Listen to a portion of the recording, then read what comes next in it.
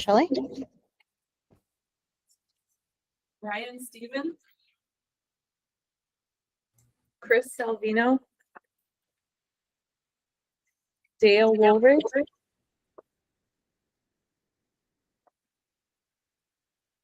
Daniel Spate, I'm here. Deb Garambe, Present. Edgar Bissonette, Enrique Lopez,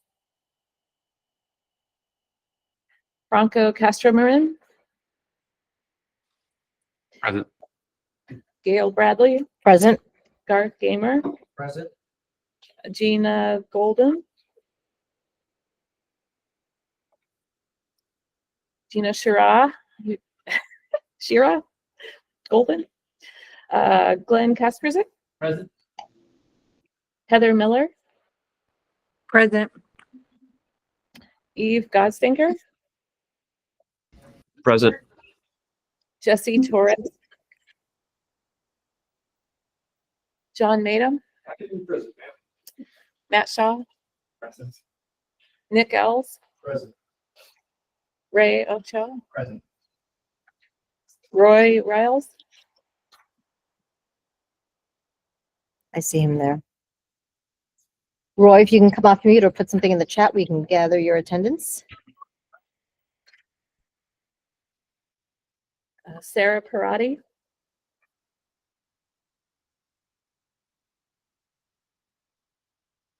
Sarah, for you, if you can also come off chat or put something, off mute or put something in the chat so we can gather your attendance, please. Shari Brand, Stevie Miller, Todd Armio, Present. Vince Martinez. Present. Dr. Salvino, we see you on the line. Can we just get your presence for the roll call, please? I'm here. Thank you. Yeah, 18. We have 4. All right, thank you very much. All right, just a reminder, this meeting is being recorded. The recording will be posted to the Bureau's YouTube website. So just remember, anything said as part of this meeting record is part of the permanent recording and shared online as well. The attendance report is in the packet. A reminder, if you miss 2 or more consecutive meetings, the Bureau will reach out to you to see if you are still interested in participating on here. As you will see on the agenda, most of our members, the vast majority, have expired terms. We recognize that this is out of our control, and as long as you are still in the committee, you will be participatory despite the expired term. So we know you're expired, but you're still a member. So thank you for your continued participation on that. We do have several vacancies as listed on here. We have 4 public vacancies, a non-governmental employer of intermediate eyes, EMTIs. I think we are down to 6 in the state. This is going to be a very hard role to fill, if not impossible. But for any of our rural partners, if you know any EMTIs and an entity that would qualify for that, we would love to have a participant in that role. If you're interested in serving on EMS Council, the link to the Governor's Board and Commission website is listed as well. So please see that. Bureau report that is available in the packet. First and most importantly, I want to do a big welcome to our new Bureau Chief, Chris Hale. We did get to introduce him at our November Standing Committee meetings, but this is the first round of our statutory meeting. So we're very happy to have Chief Hale with us today and as part of the Bureau. So welcome to Chief Hale. We have had some turnover of staff. Unfortunately, both Adam Rodriguez and Julia Benton are no longer with the Bureau. If you have any share-related questions, you can reach out to either Josephine Johnson or Ligia Castro, and both of their names are listed on here as well. And then wanted to welcome Isabella Foster to our enforcement and CON sections as well. The statewide healthcare collaborative meetings did start back up. Those are meeting monthly for our respiratory season. So thank you to all of you that do participate in that process. Moving on to statute and rule updates. Just a reminder regarding certification. All certified MCTs will get a reminder notification every 90, 60, and 30 days out from expiration. We have seen an uptick in the past year of individuals working with expired certifications. So just remind your personnel, if possible, to please make sure that they check their email and submit their certification information on time. We did have quite a bit on the trauma center updates. I don't think as relevant for this committee, but if you have any questions regarding trauma center reviewers or RFP, that is in the packet as well. Our strategic plan was approved by the governor's office, and we do have it linked into the Bureau report as well. And we also have a map for training programs. And I'm just going to bring this up. This was a request that came from one of our last committees, was to really produce a statewide map. So thank you to this ADHS staff that put this map together. Really, the question was, where are our training centers across the state? So I think that we have this information. Seeing it on a visual map is really helpful. So we have an EMT, AEMT, and paramedic. So you can see here if you toggle off different things. So if you want to toggle off one of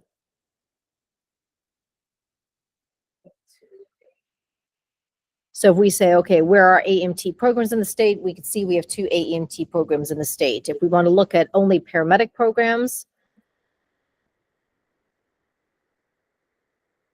we can see that distribution as well. So as the group makes those requests, our staff is really excellent at putting those things together in a map form. So we wanted to show that to everyone today. So thank you to the team for putting that together. Our EMS and trauma dashboards are updated with all 2024 data, and we do have the new offload time data. Again, this was a stakeholder request looking at offload data. A little bit of update, and hopefully I will get this correct. We are very, very close to having relatively almost real-time data available. We're hoping really within a week of data to have offload data. So that is something that I think will be a great resource for the community. In the past, we have currently data through 2024, but we recognize when we're looking at actual syndromic surveillance and the impact of certain seasons on the system, having old data is not as useful. So we are looking forward to hopefully publishing that data. Once that is ready to go, we will send out a Gov delivery because I'm sure stakeholders will be wanting to see that. But Voxel has said that she really thinks she'll be able to get easily within a week live data. So for our offload times. For EMS for Children, I also want to welcome Savannah Sandlin, who is new for the coordinator position overseeing EMSC, and also recognize that we have several new training curriculum as we are in national registry cycle right now. They did publish in conjunction with the Education Committee, the Children and Youth with Special Health Care Needs training. That is available for download if anyone would like that for training opportunities. Naloxone Leave Behind, a big thank you to all the agencies that participate in that program. As you can see here, if we want to open the map while I go over this data, we have over 68 agencies across the state of Arizona participating in Naloxone Leave Behind, 36 of whom are urban and 32 are rural. One of the things that I think is the most impressive when we look at is we have over 4,800 EMCTs trained on this program. So almost a quarter of all EMCTs in the state of Arizona are actually trained in Naloxone Leave Behind.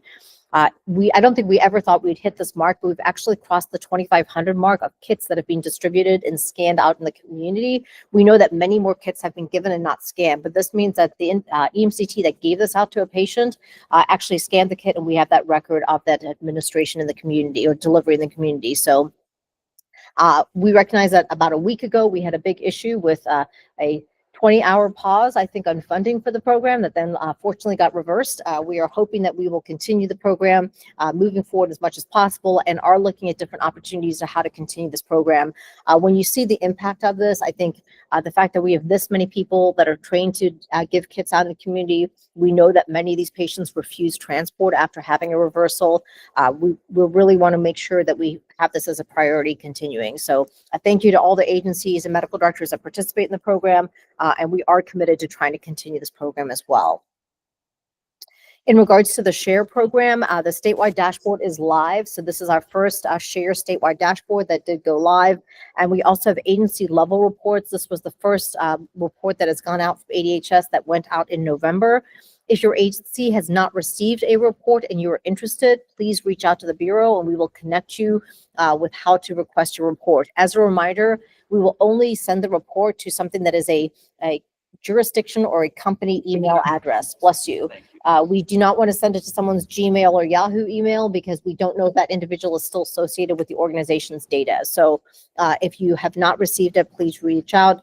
There was a couple very small rural agencies. If you do not have a jurisdictional email, we will work with you directly. But we do want to make sure that anyone getting this report and has access to this data should be eligible to receive that.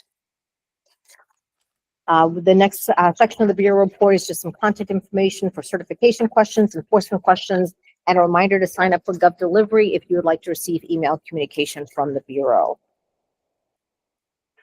And I think I did skip over, unfortunately, just a reminder, the EMCT of the Year Awards and Trauma Awards both went live, and those are open until March 16th. At our next committee meeting, which will be in May, we look forward to doing our EMCT at the Year Awards during EMS Council. This has been a really nice addition and very much appreciated by the awardees. So if you know anyone that you think is a good, well-deserved recipient, please take the time to nominate them. And links are in the Bureau report as well. Any questions before I move on? All right, hearing none, we will go to our standing committee and regional council reports. We will start with TEPI, Dr. Merrill. Yeah, hi, thank you. Can you hear me okay? We can, thank you. Okay, sorry. All right, so meeting updates from TEPI. So we had our meeting minutes approved. Dr. Bradley displayed the offload dashboard. Adam gave our share updates, annual report info viewing of the dashboard, and the agency report info. Anne shared slides explaining data quality reports that she sends out to the agencies and how to analyze for improvement. Also, the updated codes for e-scooters, e-bikes, which are now available in the pick list. And Vatsul went through the dashboard for trauma injuries, and that was about it. So thank you. Thank you, Dr. Merrill. Next, MAP for Education Committee report. Minutes were approved as presented. STR for EMC IB topics training that was approved with two amendments. These were views on children, youths with special healthcare needs that was also approved and presented. Oh, sorry. We also approved a work group to continue developing training materials for child maltreatment. We had some volunteers for that. We reviewed a list of some of the posted trainings, and we're still working on an ultrasound guided IV training for in-hospital. And we looked at, or we discussed a map of training centers that the state was going to create, which you just presented. Vince told you to speak up. That was my fault, Vince. I was not quick enough to get out of my chair. It's the mobile microphone for the room. So, all right, thank you. Next up, PMD. I'm going to walk straight back to you. The minutes were approved as presented. We approved as amended some table 1 changes, which are going to be presented to MDC today, and including the addition of infusion pumps to the Crotalid, the nicardipine, the nitroglycerin IV, 3% saline, thrombolytics, and vasopressin. And then we had a presentation by a gentleman looking at a specialized patient handling device called the Riser. That's it. Thank you very much. All right, next we will go to regional council reports. I know, Roy, you were having some microphone issues. Are you able to give a report now for Ames? I think I am. Can you hear me? We can, yes, thank you. Okay, great. Thank you. I'll just could not do justice to all the stuff we did this last quarter, so I'll just defer to the report that was submitted from Peggy. But I do want to mark a transition. Our fearless leader for the past several years, Dr. Garth Gamer, has passed the torch to the new chair of Ames, Dr. Ryan Southworth. So I want to put a shout out of thanks to Dr. Gamer, and looking forward to working with Dr. Southworth as a new chair of Ames. And otherwise, I'll defer to the report. Thank you, Roy, and they're both here with us in the room today, so thank you. Next, Sarah, are you able to give the SAMES report?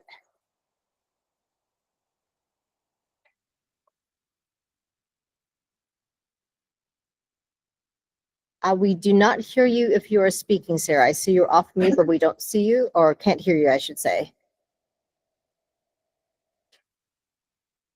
Dr. Gaither just walked in the room, so I may put him on the spot for the SAMES report as the chair of SAMES. Welcome. Let me walk over to you as the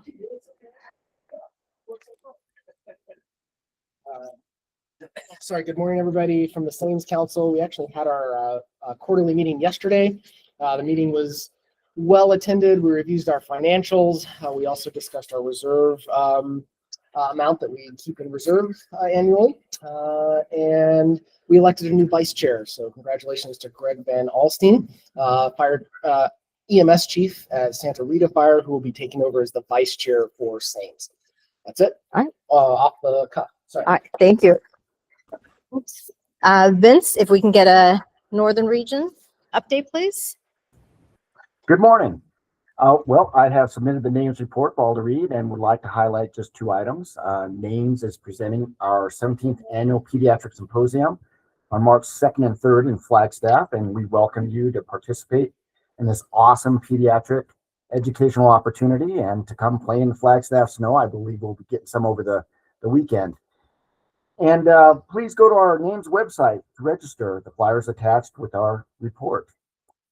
The other item, Names would like to give a shout out to Brian Smith. He is stepping down in February as the chair of Names, and we want to thank Brian for the many years he has been a leader for Names. Brian is our historian and has given our membership agencies valuable guidance about our mission and vision, and we just want to say thank you, Brian Smith, for your years of service to Names. The next Names meeting is scheduled for February 6th. Thank you. All right. Thank you very much. All right.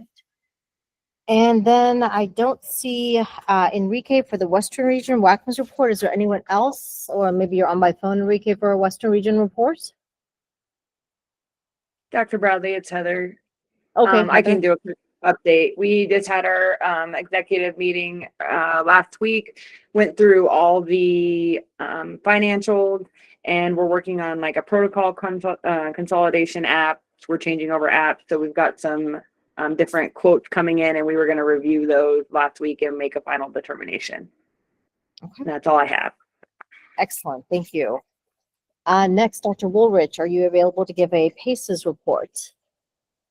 Yes, thank you very much. PACES committee met in November. We had quorum and we approved our minutes, and we approved our updates that we had made on the Red Book.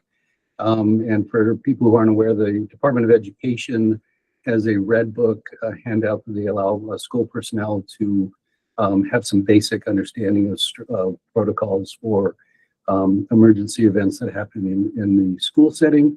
And we were very proud to be able to work with the Department of Education to complete that. We had a series of announcements and presentations. Maureen Anderson presented on the November release of the 2024 Child Fatality Report. Amy Devins presented on the crisis system structure in Arizona, supporting emergency responders.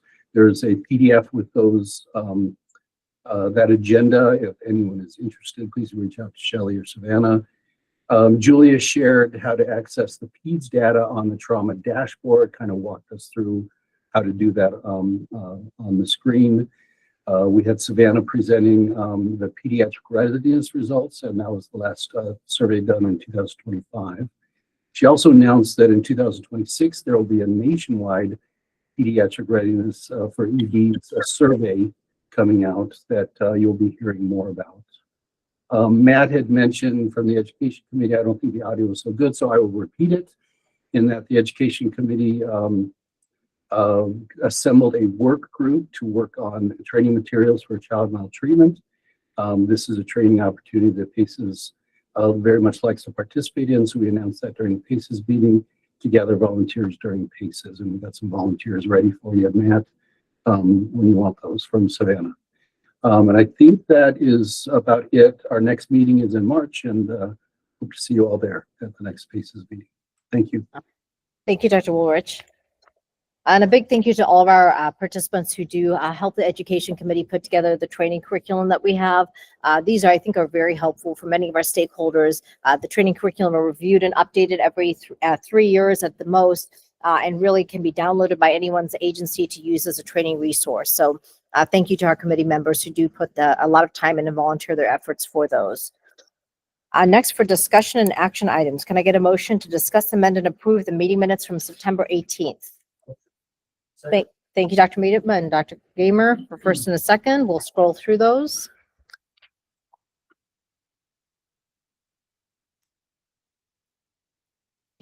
Are there any recommended amendments to the meeting minutes as displayed?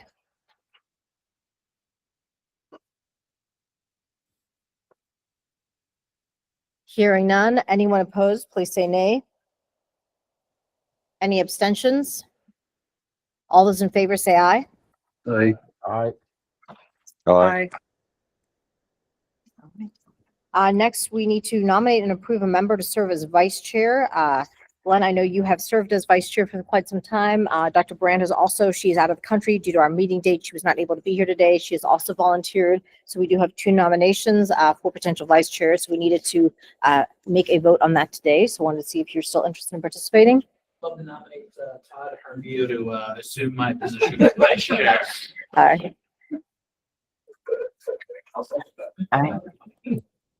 All right, so we have 2 nominations then. So how do we do that for the bylaws?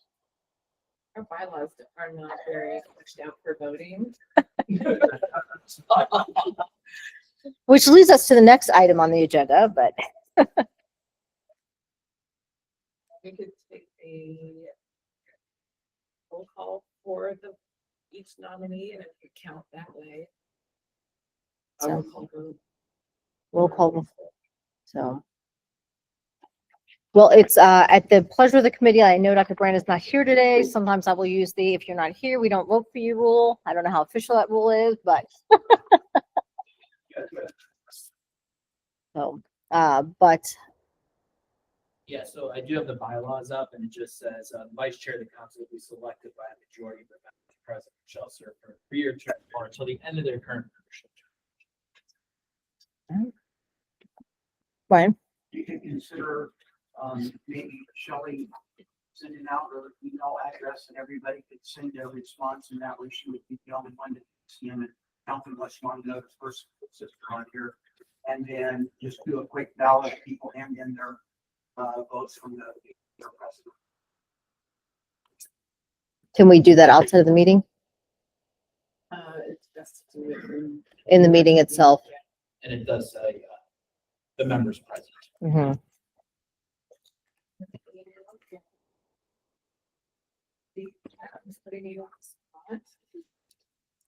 So everyone who is attending the meeting who is a member.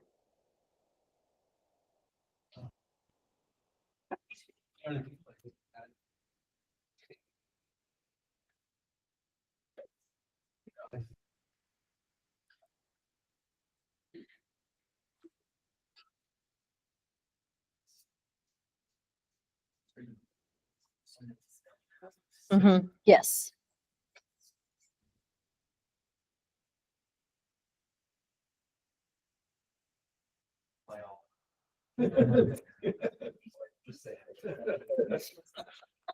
All right, so for those of you who maybe did not hear in the room, if you are a member of EMS Council and on the meeting today, you will be getting an email shortly from Shelley asking you to please vote for either Todd Hermio or Dr. Shari Brand as the vice chair for the committee. The responses go to Lekia. Okay. All right, and Lekia is copied on that, and if you can email Lekia, that way she can count and Shelley can help with projecting documents as we continue down the agenda.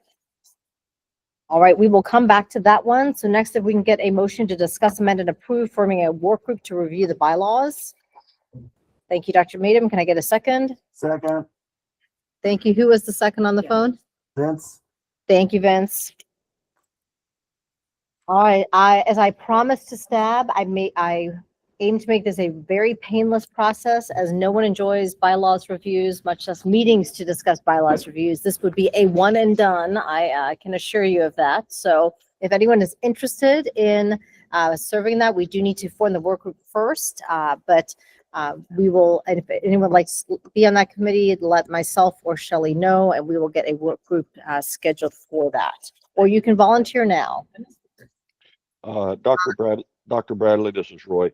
Is this a synchronized revision as it was last time between STAB, EMS Council, and MDC?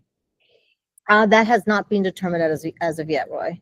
Okay, I'll volunteer to participate. I participated in the last, I think, 2 revisions. So. Okay.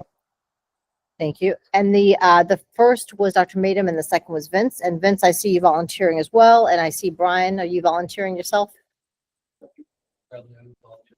Okay.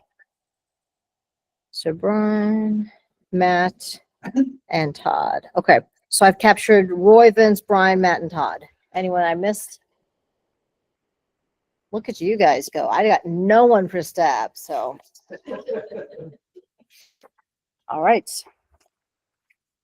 Next agenda item is discuss recertification process for EMCTs. Chief Hale, I will turn that over to you and I will come over to you for that discussion. Did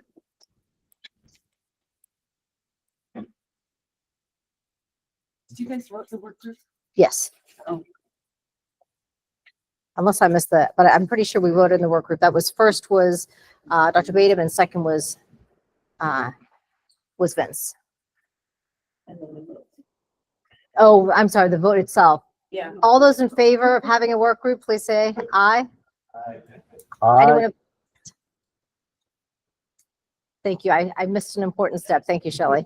She keeps us in line and out of trouble with these public meetings.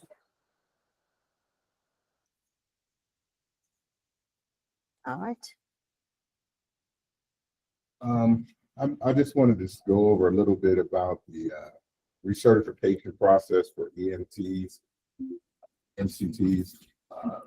What we're looking to do is, when I noticed that there was a challenge in our processes and trying to figure out how to improve it, we've landed on asking EMTs to submit a list of their CEs that they took during the course of time for their recertification, because we've checked a little bit and people aren't necessarily doing their CEs as appropriately.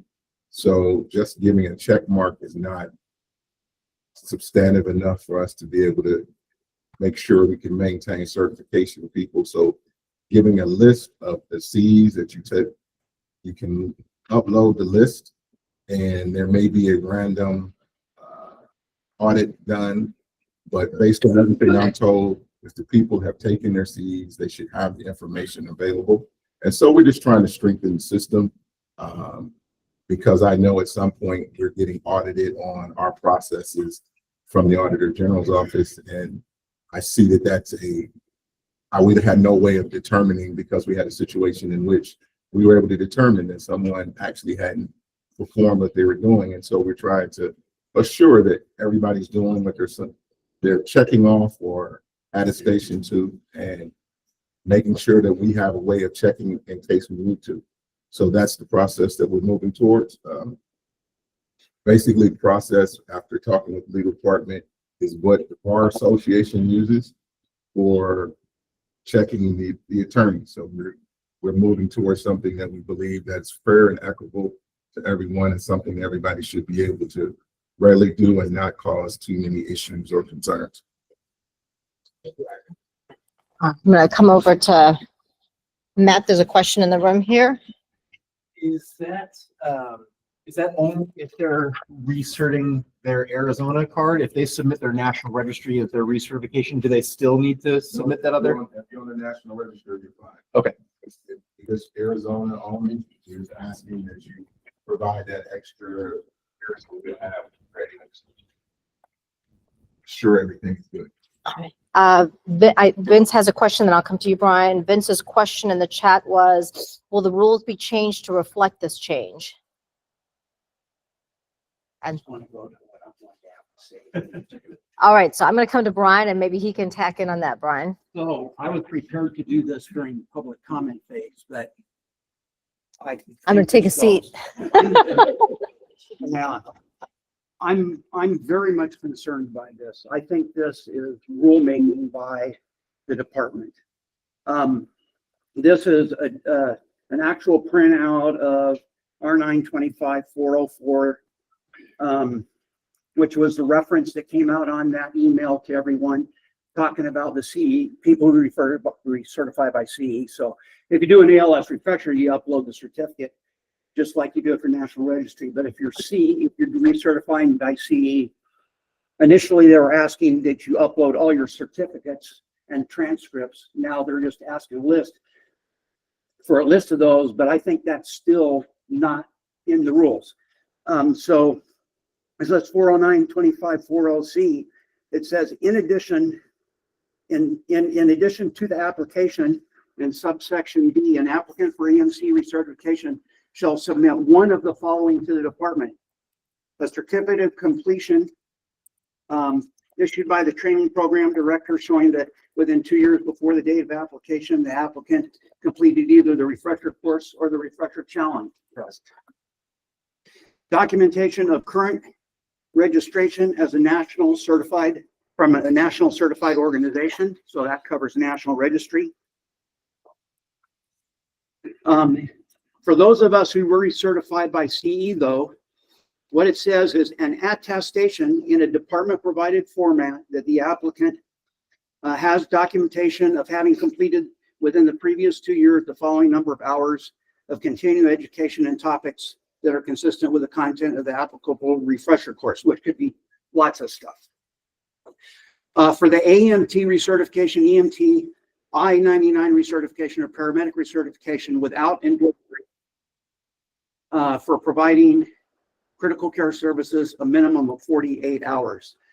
So I went back, I've got statute and rule books going back to 2013. They all say exactly the same thing since that time on. I think it goes back before, but I know the requirement to keep them for 3 years was one thing that wasn't there before. So there's nothing in here about uploading any kinds of lists, any kinds of CE forms, or anything. It says I have to attest, which I have done ever since this came out and was required, that I signed, that I've got the time.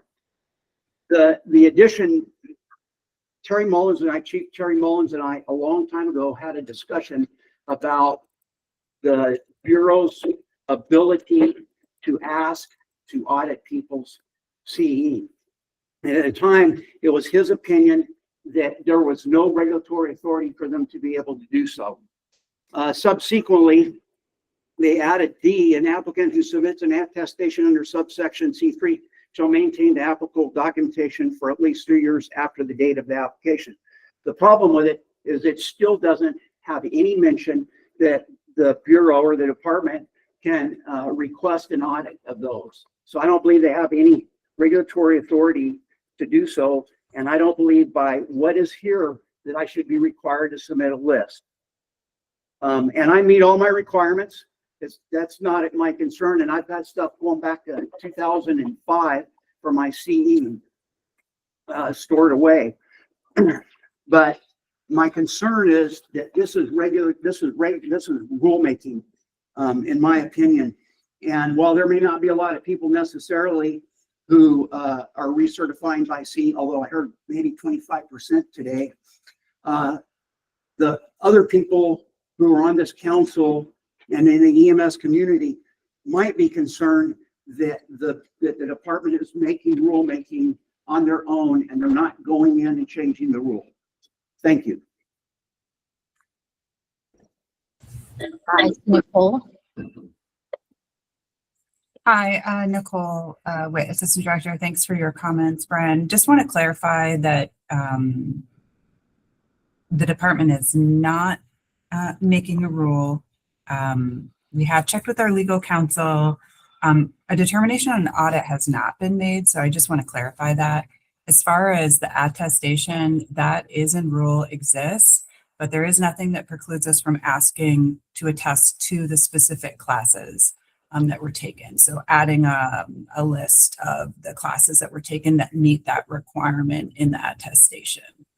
I'm happy to chat further on that, but I just wanted to clarify that particular piece.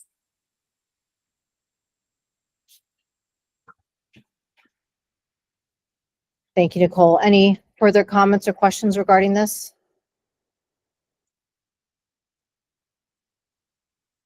So we'll definitely have some follow-up on this for the next round of meetings. So thank you for the feedback, Brian. Next, discuss access to critical care endorsement list on the website. Lakia, I'll have you address that, please. So we currently have 480 PCCs in the state. We are working on with the vendor to change or look up the way that it used to be. But I just want to show everyone real quick how to look up someone, because the information, it is on the system. So when you're on the lookup, if you search the employee that you're trying to verify that they have PCC, it's going to take a few clicks, but the information is going to be here. So you just click on their name. You're going to see personnel. Just click on that arrow, and then under endorsement, the information is going to be there. So again, we're working with the vendor to change this to how we used to have it. But the information it's currently in the system. Thank you. I know, Brian, that was your question. Does that address what you were asking? On the critical care. Yes. Yeah, I've actually been able to get them. I wanted to see, so. If it comes out and it's there like it was at the very beginning, but you know, on the first page, that's great. I'm one, that's what you'll have. Hey, Gail, we're not able to hear the conversation in the background. Sorry. I think Brian was saying that he is able to find the information now. Yeah, but it was tricky. I mean, after the last time, when I brought up not being able to find it and they told me how to find it, I was able to do it. But it's not as clean as it was initially when I looked up and just go to look up their certificate. It had it on the front page right away that they had an endorsement. So for me, it works fine, but for other people, they may get until it's changed. And it seems to me like I have seen something different on some of them where it does show when you open something, and I don't remember what it was now. Yeah, just send me an email and I can look into it. What to look at.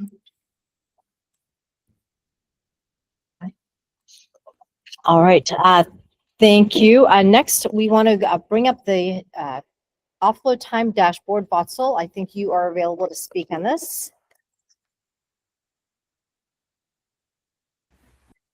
Right. So we had some technical issues with the Snowflake data and uploading the data, image trend data into Snowflake. Because of that, we were not able to develop the offload and response time dashboards. But now everything is solved. It looks, everything is working. I do have the updated data, and we will start working on the dashboard pretty soon. And so maybe the next meeting, I should have the dashboard ready for you for the real-time offload and response time. Thank you, Vatsul. And I did share earlier that it looks like you said you will be able to have within a week of the data. So not quite real-time, but very close to real-time data available. Is that correct?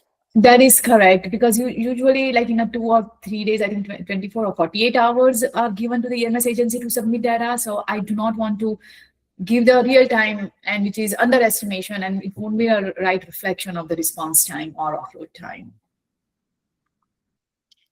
All right. Thank you, Vatsul. I think next up, we have the shared dashboards and agency specific reports. Right. Can I share my screen? I'm not going to show the agency specific. I can't show that, but I want to show the annual shared dashboard and just let you guys know, what you will be seeing at the agency level. Thank you. Yes, you can share your screen, Vatsul. Okay.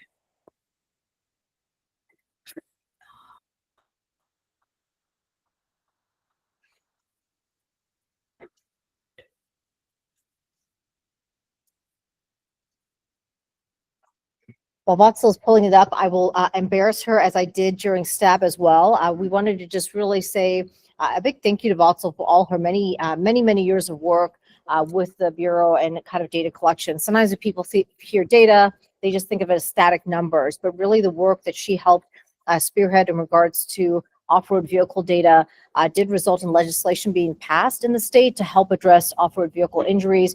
And Game and Fish actually presented her with an award this past Saturday. So I really wanted to recognize Vatsul for her work. And a big thank you to everyone who does participate in data submission. Sometimes when we talk about data, people's eyes glaze over, but really recognizing that data in produces an output that we can actually use. We can use this for grants, grant funding. We've seen some pretty sizable grants awarded.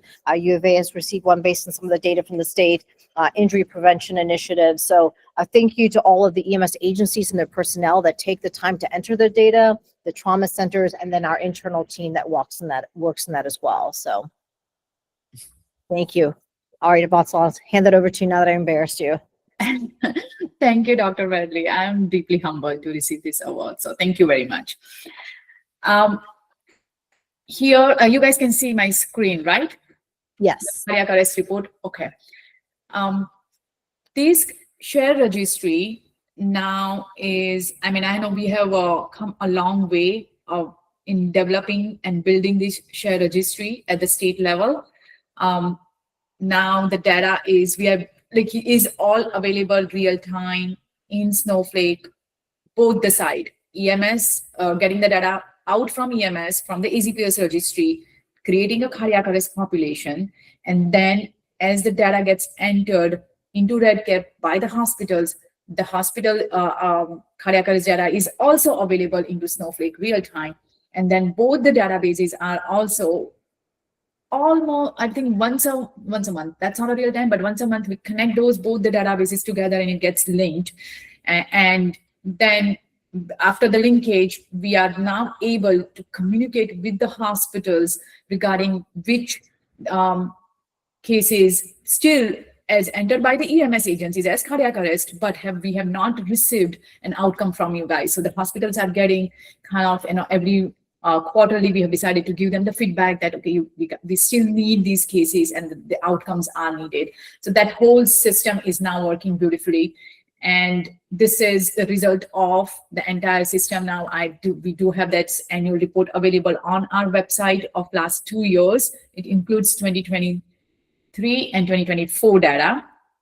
And I'm not going to present this dashboard, but after developing this annual dashboard, what we did is that we also gave feedback to each and every EMS agencies who are submitting data to AZPS and who had qualified cardiac arrest population for share registry.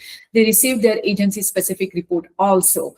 So that agency-specific report gives them information very similar to our annual dashboard available on the website. So they have they can compare their agency level data to this report on the website available to see that, okay, where they are basically, as a benchmark available to them, it's a statewide benchmark. So what we see over here is total number of cardiac arrest in the state of Arizona, like in 2024, and what was included share eligible population out of those is 7,000 cases. And then of those 7,000, basically how many were died on scene, like EMS termination of resuscitation happened, and then remaining transported to the hospitals. Ultimately, the hospitals, when they get transported to the hospitals, who went to cardiac receiving center, and then from the cardiac receiving center, we received the cases from those hospitals so that we have the outcome from that hospital. And finally, this is the main number is that this many population with the outcome was available as an applicable eligible share population then. So this information, even each agency gets it. Like, okay, of the cases which you basically submitted to AZPOs, this many were cardiac arrest cases, this many got eligible into share registry, and this many we were able to successfully link with the hospital, and the outcome was available for this many cases. So that information, each agency gets it.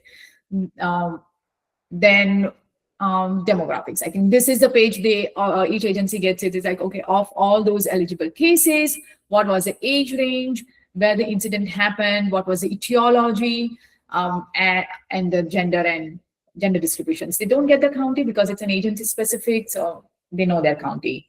All the field characteristics, their median EMS response time, how many patients received ROSC, how many received BAS-ended CPR, all that kind of information they get in the agency report. And then obviously the final outcome where what happened, like, what was their survival. They can always then compare over here to see what was the statewide survival, what was their survival at agency level. We also actually added one more page in the agency report, is a data quality page. And that page talks about few data quality items. I am happy to add more if you guys have any suggestions for that page. And that it talks about things like, okay, when the data, I mean, the data entered, it says that this many patient received ROSC, but we have date and time available only in this percent of the population. So that kind of like, it shows us that, okay, that says that the patient did receive ROSC, but then there is no date and time available for the ROSC. Similarly, we also include information like, okay, how many patients had shockable redone, and then documentation of defibrillation date and time documented or not for those patients.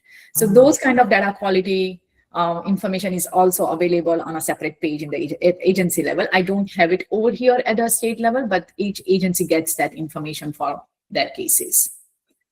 Vatsal, can you maybe click on the response time and just demonstrate when you look at, if you click on the different response time intervals, which are in the bottom left, and then you look at the circle, the pie graph in the center, kind of looking at survival rates. So if you click on the 0 to 4 minutes, the survival increases to 6.5%, 6.2%.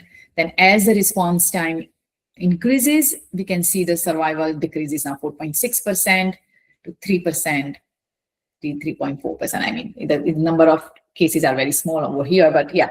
So this basically tells that as the response time increases, the survival decreases. And I think this was very useful. This was an ask from actually one of our staff members who had requested that we break these intervals into a little bit smaller increments. So looking at the 0 to 4, the 5 to 8, and the 9 to 12, you can definitely see once you pass that 8-minute threshold and you get to the 9-minute, you see a pretty significant drop off in survival rate. So things 4.6% and like 2% decrease in survival.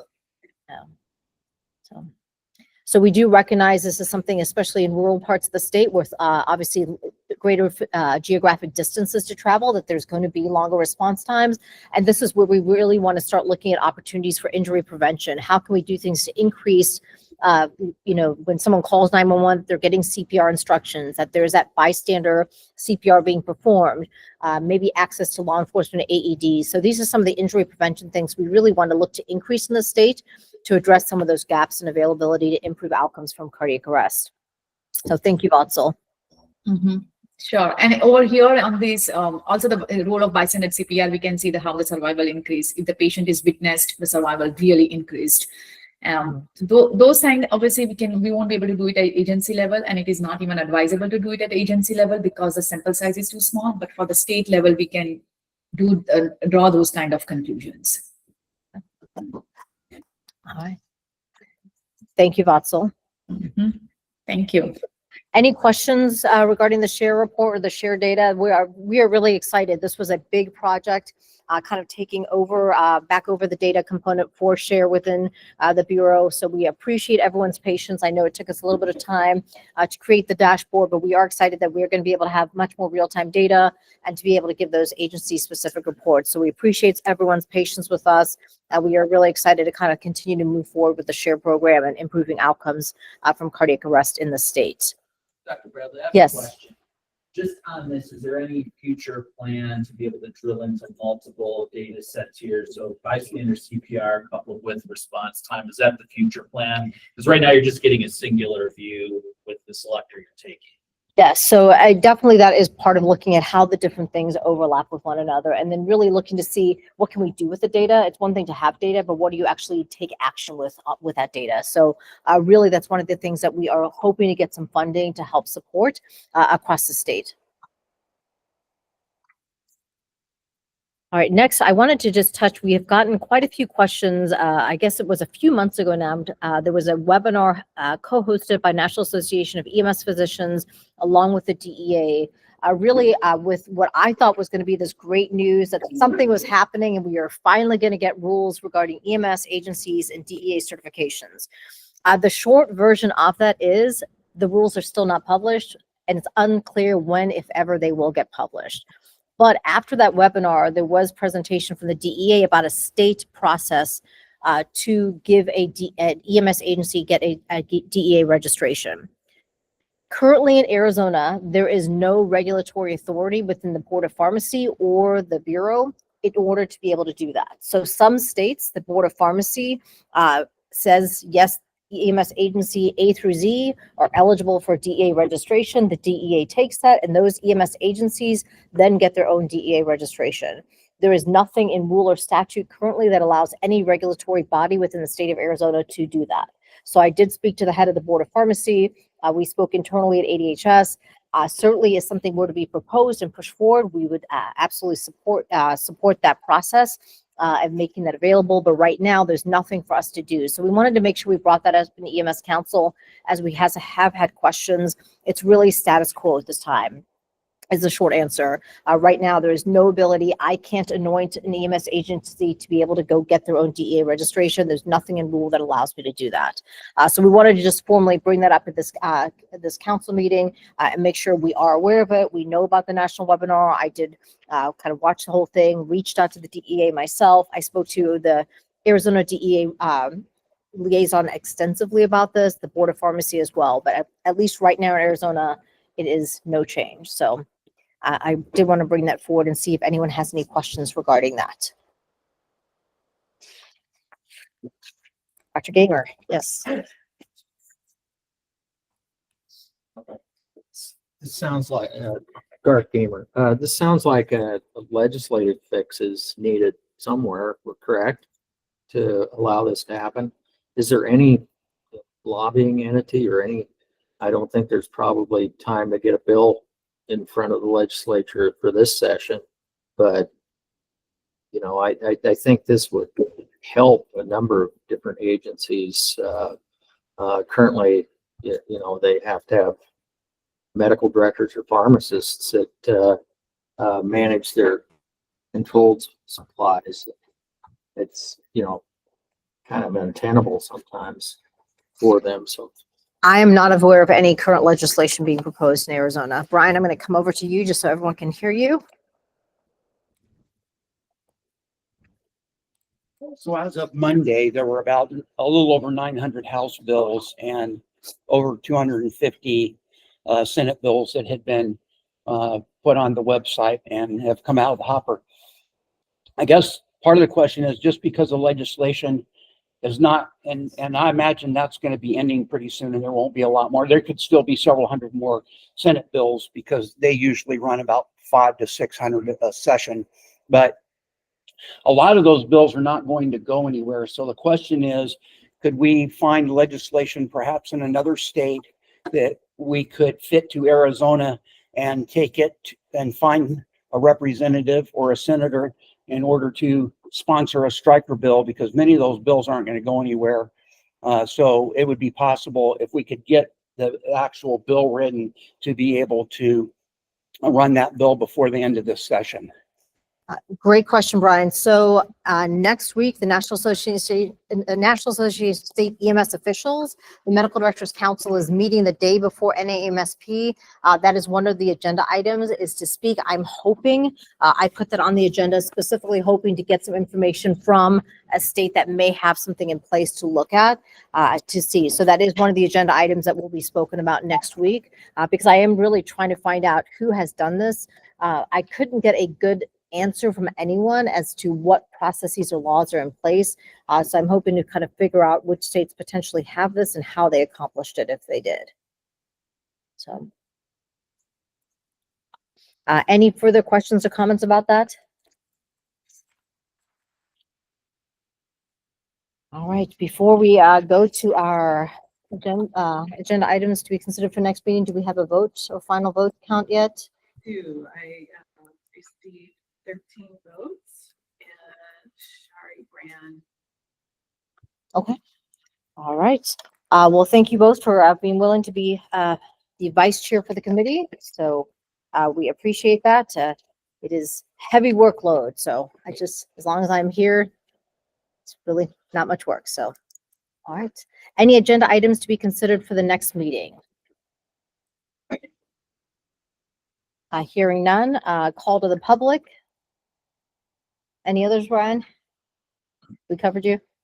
All right. We're going to miss Brian. He keeps us in check. When you fully retire. Upcoming events are on the agenda as well. Our next meeting will be May 21st, both in person and virtual. Reminder, that is when we will give out the EMCT of the Year award. So that is really one of my favorite meetings of the year, when we get to honor our people that really do all the hard work out there in the community. So if you know someone that should be nominated, please take the time to do so. Again, the link to do that was in the Bureau report. So if you're looking for the link to nominate individuals. Also, Dr. Golden wanted to plug the trauma 5K coming up on Saturday. Okay. Thank you. And can I get a motion to adjourn? All right. Thank you very much. Meeting is adjourned.